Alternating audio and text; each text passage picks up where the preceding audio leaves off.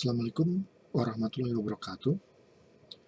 Selamat berjumpa lagi bersama saya pada kuliah PPKN ya.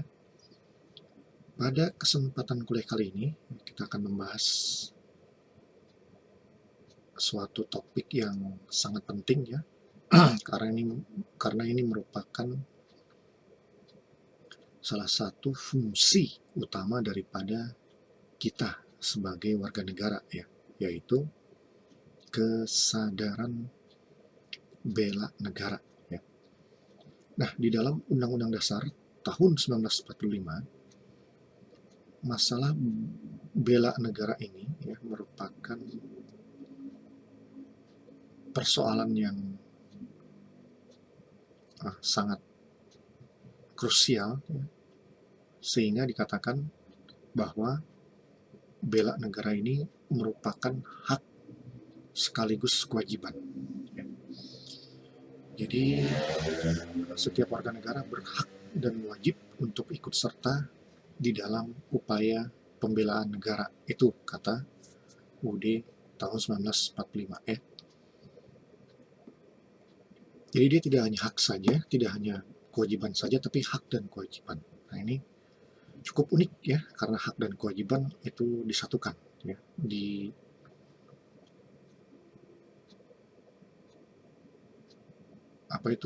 disandingkan ya dengan menggunakan kata dan, bukan kata atau ya. Ini kata dan, berarti hak dan kewajiban. Nah, ini menunjukkan betapa fundamentalnya aspek kesadaran bela negara ya, setiap warga negara di dalam suatu negara. Nah, kalau kita berbicara tentang bela negara, maka pikiran yang timbul itu adalah berperang gitu ya, bertempur. Itu merupakan tugas TNI ya. Tapi ternyata tidak selalu ya. Bela negara itu untuk tentara ya. Tidak selalu bela negara itu kesannya perang ya, tempur. Tapi warga negara sipil pun ya, dapat melakukan upaya-upaya bela negara ya, melalui cara-cara lain ya, melalui metode lain, melalui kegiatan lain ya, tidak selalu harus diartikan perang ya, atau tempur.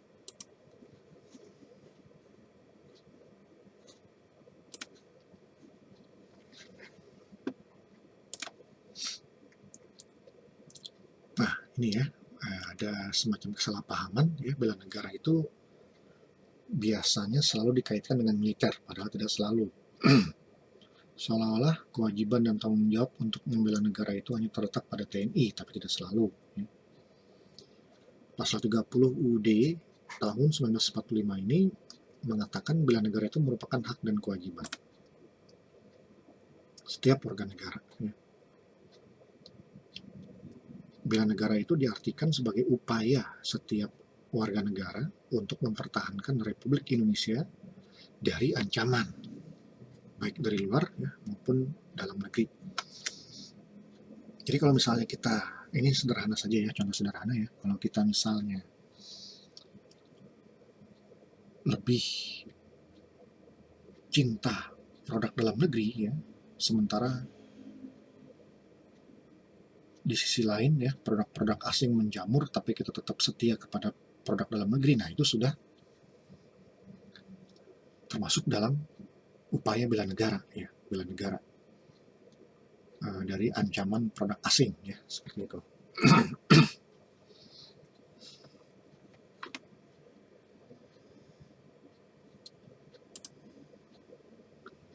Nah, terkait dengan bela negara ini ya, undang-undang payungnya itu terdapat di Undang-Undang Nomor 3 tahun 2002 tentang pertahanan negara ya. Nah, undang-undang ini mengatur tata cara penyelenggaraan pertahanan negara yang dilakukan oleh TNI dan oleh seluruh komponen bangsa. Nah, jadi tidak hanya TNI saja ya, tapi seluruh komponen bangsa, termasuk sipil seperti kita ini ya.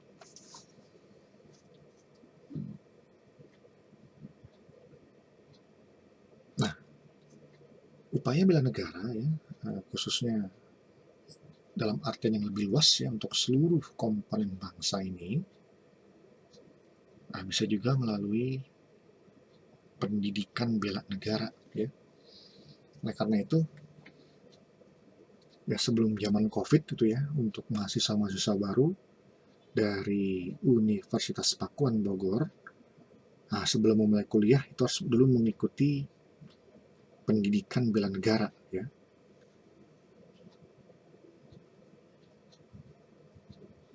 Atau PPBN ya, pendidikan pendahuluan bela negara. Nah itu sebenarnya sangat baik ya, karena merupakan upaya bagi warga negara untuk lebih mencintai tanah airnya, yang kemudian dapat menumbuhkan semangat untuk melakukan bela negara ya.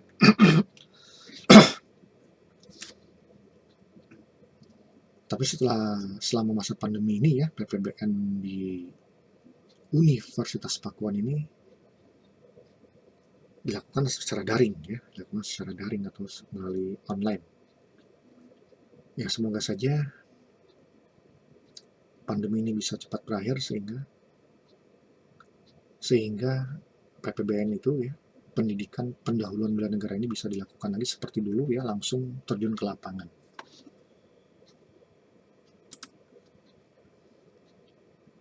Nah, tadi kita mempelajari tentang bela negara, sekarang upaya, usaha, ikhtiar ya, bela negara. Itu diartikan dengan sikap dan perilaku warga negara yang dijiwai oleh kecintaan kepada NKRI berdasarkan Pancasila dan UUD tahun 1945 dalam menjamin kelangsungan hidup bangsa dan negara. Tentu saja tidak bukan perkara mudah ya untuk memiliki jiwa bela negara, memiliki sikap bela negara. Nah, jiwa atau sikap bela negara itu harus dipupuk ya, dan terutamanya harus dilandasi oleh suatu kesadaran yang tulus dan ikhlas. Juga dilandasi dengan nilai-nilai kepejuangan dan jati diri yang mengakar pada sejarah perjuangan bangsa Indonesia.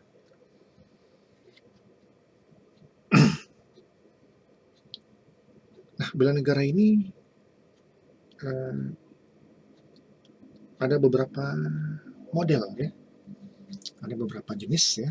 Yang pertama secara fisik itu diartikan dengan pembelaan yang dilakukan oleh setiap warga negara atas setiap hambatan, gangguan, tantangan, dan ancaman bagi kelangsungan hidup bangsa dan negara yang dilakukan berdasarkan kekuatan militer dan kekuatan rakyat bersenjata yang diatur dengan undang-undang.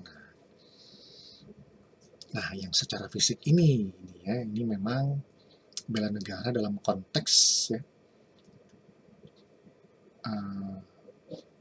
kekuatan militer ya. Ya tentu saja militer juga bisa dibantu ya, oleh sukarelawan ya, yaitu kekuatan sipil, kekuatan rakyat sipil bersenjata. Nah ini biasanya yang secara fisik ini memang ada ancaman dari luar, ada gangguan yang memang harus dihadapi ya. Dengan kata lain ya, singkat kata secara fisik inilah bela negara dalam arti yang mengarah kepada bertempur ya, bertempur. Apa bedanya pertempuran dengan peperangan? Nah, pertempuran itu merupakan bagian dari peperangan ya.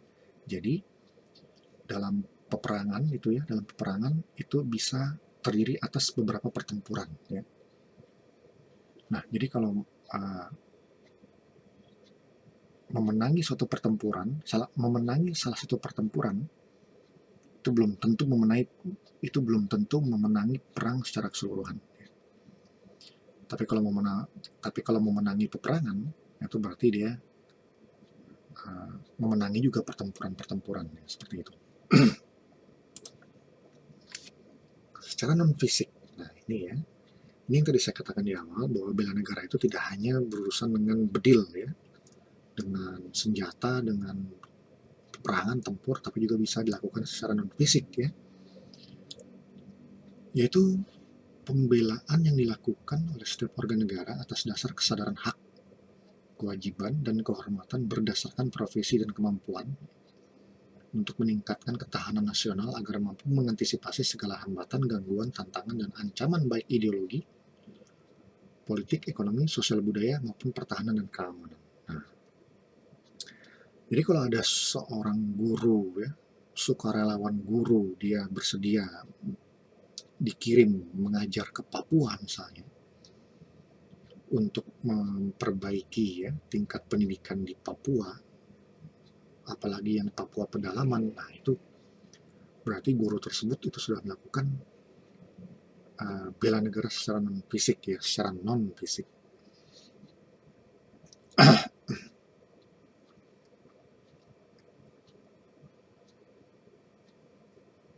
Atau misalnya ada seseorang yang berprofesi tertentu dan dia menjalankan profesinya secara profesional ya. Nah, misalnya sekarang ini ya, tenaga kesehatan yang berjuang untuk mengobati pasien COVID gitu ya, di rumah sakit gitu ya, atau di rumah isolasi di Wisma Senayan sana ya. Nah, itu berarti tenaga kesehatan itu dia sudah melakukan pembelaan negara secara non fisik ya, seperti itu. Itu kalau di masa pandemi ini kita patuh pada protokol kesehatan ya, memakai masker ya, mencuci tangan ya, menjaga jarak ya, menghindari kerumunan gitu ya, membatasi pergerakan mobilitas ya. Nah, itu pun sebenarnya kita sudah melakukan juga bela negara secara non fisik ya.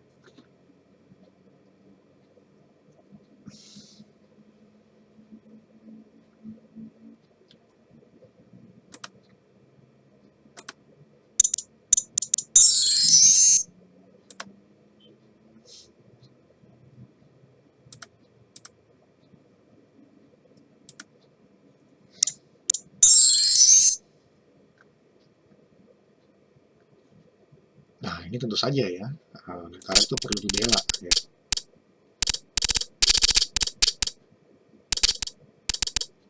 Kenapa? Ya tentu saja agar ini menyangkut apa ya? How to survive ya. Menyangkut uh, kelangsungan hidup ya bangsanya itu sendiri ya. Struggle for life. Nah, itu untuk itu ya. Mengapa negara perlu dibela? Ini merupakan kewajiban dan hak kita sebagai warga negara ya, agar bangsa kita ini bisa terus berlangsung ya hidupnya gitu, dan tetap terpelihara ini ya, kelangsungan negaranya gitu ya.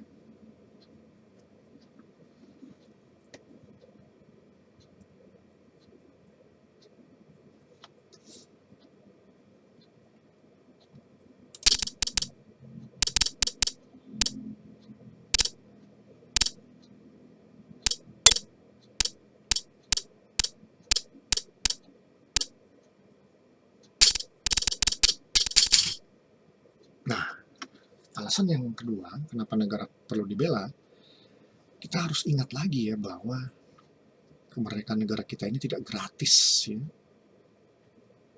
Ini membutuhkan pengorbanan darah dan air mata ya, para pahlawan kita untuk bisa memerdekakan negara Indonesia. Nah, kemerdekaan kita pun ini bukan gift ya, atau hadiah yang begitu saja dikasih oleh penjajah ya, tapi benar-benar ini mati-matian kita melawan penjajah. Nah, ini tentu harus diingat dan dihargai ya. Oleh sebab itu kita ini sebagai warga negara ini harus menjaga kemerdekaan yang sudah diusahakan oleh para pahlawan kita ya. Nah, caranya ya kita harus aktif ikut membela NKRI ya jika negara membutuhkan. Atau setidaknya kita berjuanglah di bidang kita masing-masing ya. Kita berjuang di profesi masing-masing gitu ya. Nah, kalau sebagai pejabat negara ya gimana caranya supaya bekerja keras ya, mengabdi sepenuhnya untuk kepentingan masyarakat gitu ya. Kalau dia sebagai pedagang ya dia harus memperjuangkan usahanya gitu ya. Kemudian dia juga menjadi sumber lapangan pekerjaan bagi orang lain. Kemudian juga usahanya itu bisa bermanfaat juga ya bagi orang-orang yang membutuhkan dan sebagainya. Nah, itu jadi banyak banyak jalan menuju Roma ya untuk melakukan bela negara.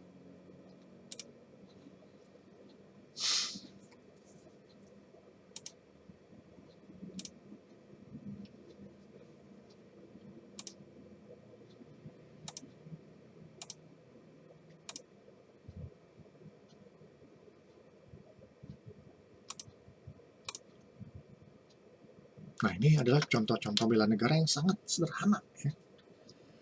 Yang mungkin dianggap itu suatu peristiwa kecil ya, suatu perbuatan yang sangat sangat remeh-temeh gitu ya. Sangat kegiatan yang sangat bersahaja itu, tapi ini justru adalah merupakan contoh konkret ya, contoh konkret, contoh nyata daripada bela negara yang sehari-hari bisa dilakukan oleh setiap orang ya. Seperti sisi kamling, menjaga kebersihan, mencegah narkoba, mencegah perkelahian, cinta produksi dalam negeri, melestarikan budaya. Nah, kalau di masa pandemi ini ya menerapkan 3M, 5M gitu ya. Bersedia ikut vaksinasi gitu. Kalau punya kalau punya anggaran lebih ya bagi-bagi masker ya secara gratis.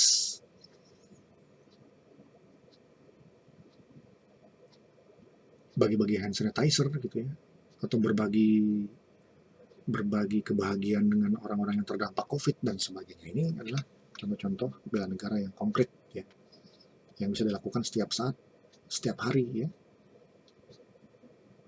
selama 24 jam.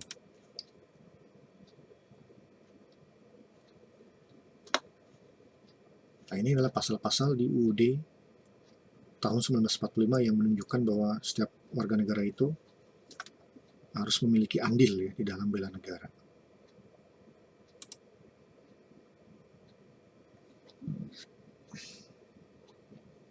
Nah, secara lebih detail lagi ya, secara lebih teknis lagi, bahwa hak dan kewajiban bela negara ini dilaksanakan oleh TNI dan Polri sebagai kekuatan utama dan oleh rakyat sebagai kekuatan pendukung. Nah, jadi rakyat ini ya, sipil ini, kita ini rakyat, kita sebagai kekuatan pendukung ya dalam bela negara.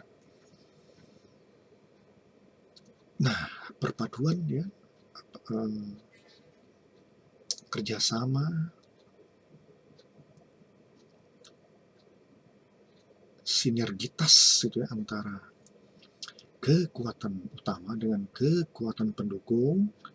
Nah, ini dilakukan dalam kerangka sistem pertahanan dan keamanan rakyat semesta atau Hankamrata ya. Nah, kemudian di Undang-Undang Nomor 3 Tahun 2002 tentang Pertahanan Negara, di sini juga dijelaskan mengenai peran serta warga negara dalam bela negara itu ya. Ini ya, antara lain kita ini ya yang sedang belajar PPKN, pendidikan kewarganegaraan Pancasila dan kewarganegaraan, maka kita pun ini sedang dalam kerangka melakukan ya, mengupayakan bela negara ya. Nah, kemudian juga bisa berupa pelatihan dasar kemiliteran secara wajib ya. Ini biasanya dilakukan di PPBN ya, pendidikan pendahuluan bela negara ya untuk mahasiswa baru. Kemudian juga bisa sebagai prajurit TNI ya, misalnya lulus SMA ya, masuk Akmil gitu, masuk lulus sarjana masuk Wamil gitu ya.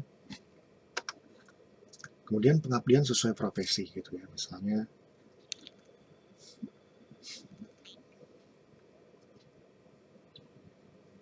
berprofesi sebagai advokat gitu ya.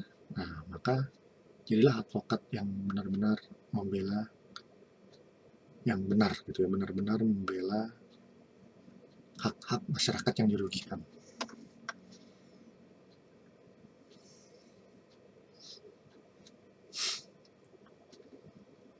Atau kalau misalnya profesinya itu pakar biologi, nah maka jadilah pakar biologi yang bisa berinovasi gitu ya,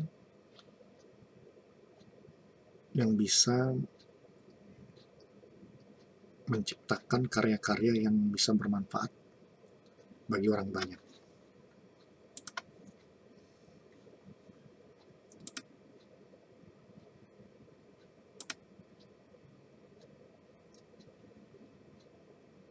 Ini juga terkait dengan bela negara ini pernah dilakukan simposium nasional ya, tahun 1991 oleh alumni Menwa di Istana Negara ya. Nah, hasil dari simposium itu bisa saudara baca ini ya, bahwa setiap warga negara itu dia melakukan bela negara sesuai dengan profesi dan kemampuannya ya. Jadi disesuaikan dengan bidang-bidang profesinya ya, bidang keahliannya ya. Bahwa untuk mengoptimalkan potensi bela negara oleh rakyat semesta, nah itu tergantung kepada kualitas ya, dan kemampuan rakyatnya dan seterusnya.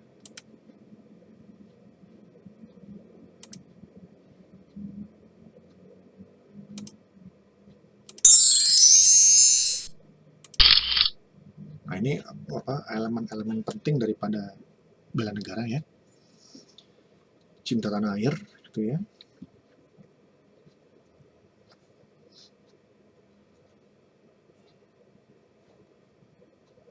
Itu kalau kita lihat di Amerika Serikat itu ya, sampai ada gunung yang dipahat gitu, sampai ada gunung yang dipahat dengan wajah para pendiri negara Amerika Serikat ya, seperti ada pahatan wajah George Washington ya, presiden pertama ya, dan ada pahatan presiden Abraham Lincoln, itu presiden ke-14 dan seterusnya. Itu sebagai sebuah monumen ya, agar masyarakat itu bangga dengan para pahlawan negaranya, dengan para pendiri negaranya, sehingga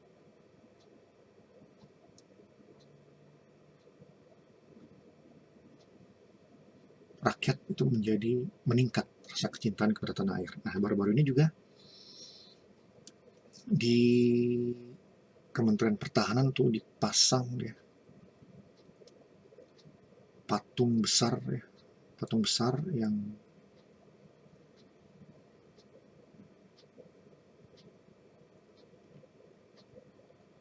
menggambarkan gitu, patung besar yang berupa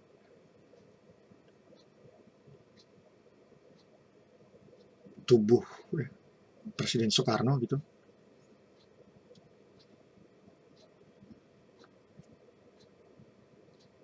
Nah ini juga merupakan suatu upaya juga ya untuk mengenang pahlawan ya, para pahlawan ya, dalam hal ini patung Presiden Soekarno ya, sehingga diharapkan masyarakat ya selalu ingat ya kepada para pendiri negaranya, dan setelah itu bisa menjadi pemicu untuk meningkatnya cinta tanah air. Kemudian kesadaran berbangsa dan bernegara, yakin akan Pancasila sebagai ideologi negara, dalam berkorban untuk bangsa dan negara, dan memiliki kemampuan awal bela negara. Nah, ini kita belajar pendidikan kewarganegaraan, kemudian mengikuti pendidikan pendahuluan bela negara atau PPBN. Nah, itu merupakan kemampuan awal daripada bela negara.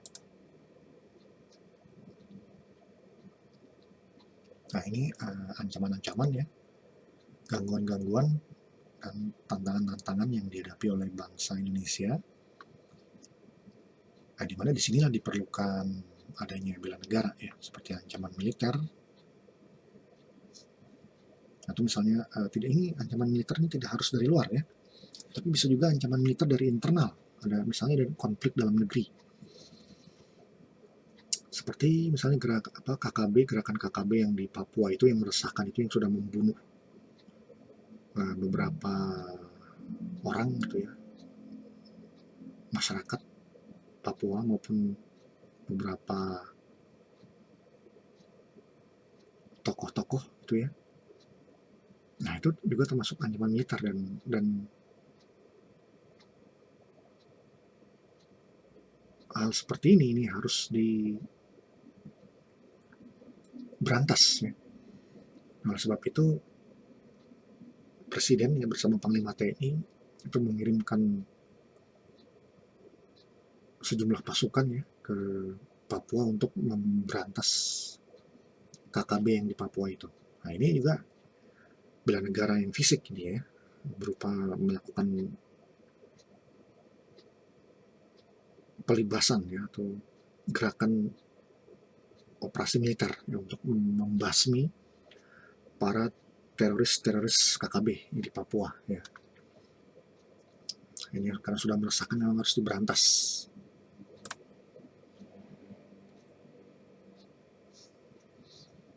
Ini bisa juga berupa ancaman dari luar negeri ya, seperti agresi ya, pelanggaran terhadap batas wilayah gitu ya,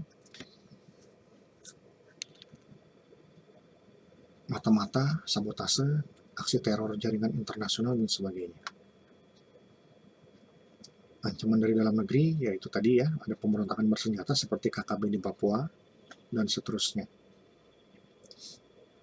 Nah, juga yang ancaman non militer, ancaman yang tidak menggunakan senjata, tapi jika dibiarkan akan membahayakan kedaulatan negara, keutuhan wilayah negara, dan keselamatan segenap bangsa.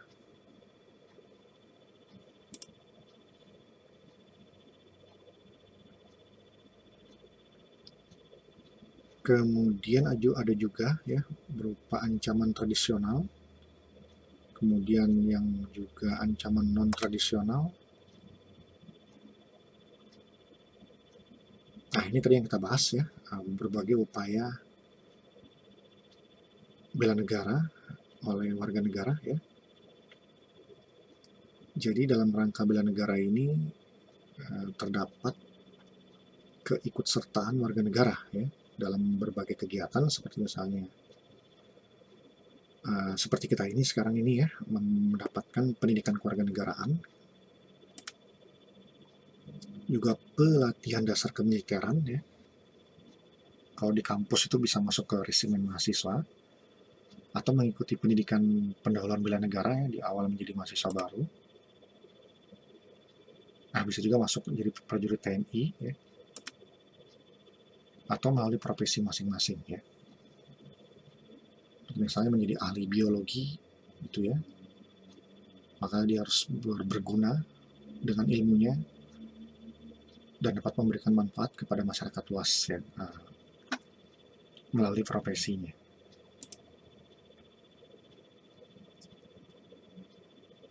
Nah, sebagai pesannya ya, sebagai warga negara Republik Indonesia, kita harus membela negara kita agar tidak diperlakukan semena-mena dan dianggap remeh oleh negara lain. Baik ya, itu dulu bisa saya sampaikan.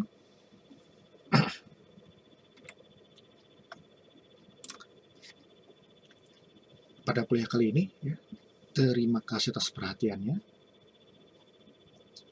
dan terima kasih sudah menonton kuliah ini.